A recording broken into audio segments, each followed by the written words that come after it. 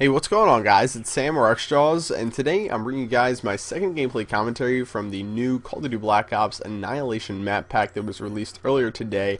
And this right here is a little gameplay of some domination on one of the new maps, Hazard. So if you can't already tell, this is like a golf course map, and something really interesting about it is that it's actually a remake of a World at War map that was really popular called Cliffside. And a little bit of a funny story about that is this morning when I got on, because of the fact that I really didn't know too much about the map pack. I knew it came out today.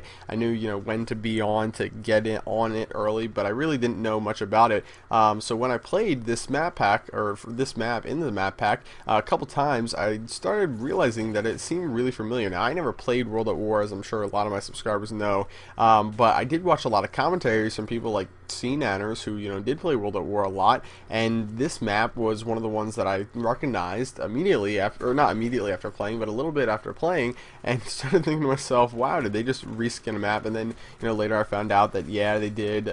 It's, a remake of that map, so that's pretty cool. And the reason why, the fact that they did a remake, it doesn't, upset me or anything like that, kind of like it did in Modern Warfare 2, where, at first it was okay, but, then it really wasn't that great because the maps didn't play too well, is because this map seems to play really, really well on Black Ops. So I've had a lot of fun playing it.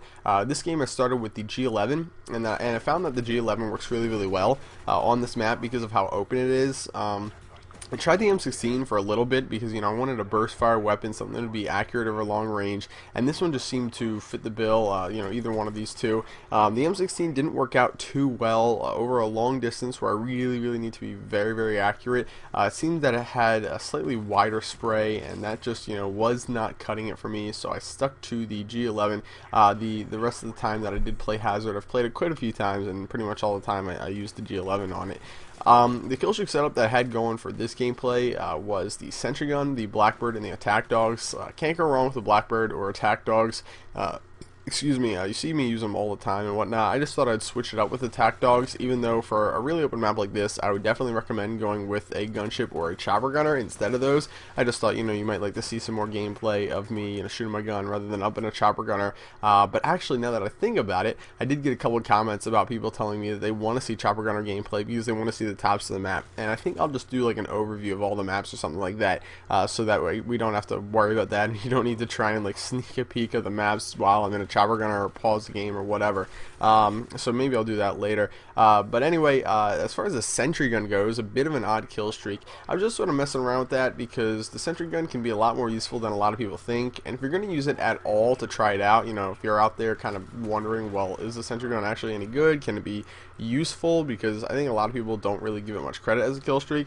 I'd recommend you use it on a really open map such as this one right here. You saw a little bit earlier in this game, what I actually did was I placed it right in the middle towards the B flag. That way when people were coming from what was then their spawn, the C flag, they would have to sort of get in front of that, and it created quite a painful situation for them. Because even though it might only get you like 2 or 3 kills, people learn pretty quickly not to run back in the view of the sentry gun, so it's really good for funneling the enemy.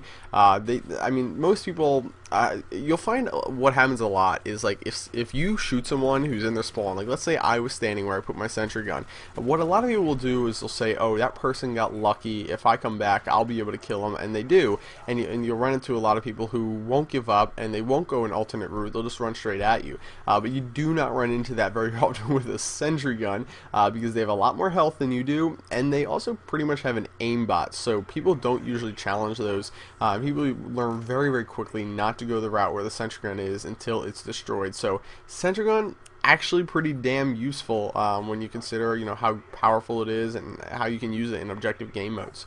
So now let's talk a little bit, enough about this game in particular. Let's talk a little bit about the map pack as a whole and what I think of it so far. And trust me, this is not going to be a final verdict. I still got to play it a lot more to tell you guys exactly what I think. But anyway, let's go. So let's start with Hazard. My synopsis of it, very fun map. I really like to use an assault rifle or a sniper on it. It fits this map really, really well. This map seems to be broken up really well for search and destroy, domination, team deathmatch, even not too much. I don't really like it that much for team deathmatch, but it was alright. But I definitely did not have a lot of fun playing demolition on this map, just because of how big this building is that's to my left right now, and kind of breaks up the map in a weird way that the other side of the map isn't broken up in. So I didn't really get too much for demolition, but overall a fun map to play, and I definitely would say I'm glad that this is in the map pack. I'm not gonna, that would be the way I would describe it. Next map, let's talk a little bit about Silo, a map I don't like too much. So I've been playing a lot of team deathmatch on Silo, and I can honestly say it gets really old really fast. There is a lot of places for people to hide up top in buildings and whatnot, and whenever you give, Call of Duty players the option to do that, you're gonna find a couple assholes in the group who are gonna want to do that, who are gonna go up into the highest of the high buildings and just kind of sit there with snipers or assault rifles, whatever, and pick people off. And I understand it's a game strategy, whatever, just sit in one spot for the whole game, but it gets really annoying, and that's why Silo might be my least favorite map. I'm really not enjoying that too much. Then you have Drive-In, which is similar to, it's a smaller map. I'll definitely show it in like an overview of all the maps video. It's a smaller map. It can be fun. I liked it for search and destroy. I think it was search and destroy on that map. And search and destroy and demolition. It worked out really well. It sort of reminded me of like High Rise. It's sort of about that size. The map's broken up and it's linear like that. And I really like that element to it. But it didn't feel boxy and it didn't feel forced or anything like High Rise often did. So that's a good map. What other maps do we have to talk about? We've got the Hazard map. We have Drive-In. I'm trying to remember the other maps. Give me 1 second here, guys.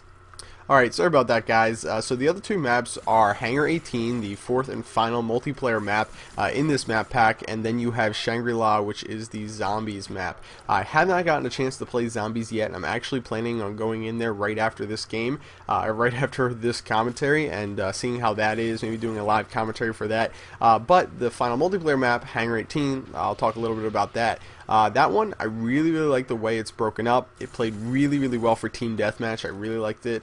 I did not think that they did anything stupid with like the Blackbird plane. It works out pretty well. You either know to go there or you know not to go there, depending on the situation of what's going on for the different game modes and whatever.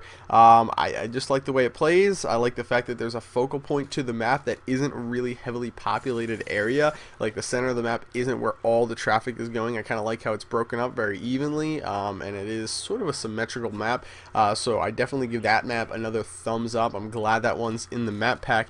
And yeah, guys, that's pretty much it on my thoughts for the map pack so far. Let me know in the comment section below what you guys think of the map pack so far, for those of you who have it. And guys, I can't answer everyone's questions. I've been getting a ton of questions on the first video that I uploaded today about the map pack, about all the different idiosyncrasies of it, and the way the certain maps play. If you've got your own opinion, seriously share it. Like at this point, a lot of people are trying to figure out whether or not they want to drop 15 bucks on a map pack that may or may not be so great. I'm still trying to figure out exactly what I think about it, but please express your opinions so other people who are trying to make up their minds can figure out whether or not they actually want to get this. So this game is winding down right here. I don't remember my final score. I did pretty well at the end here. We just were going a little crazy looking for people on the enemy team. Looks like my final score was 48 kills and 4 deaths, so a pretty good game on another one of the maps from the new map pack.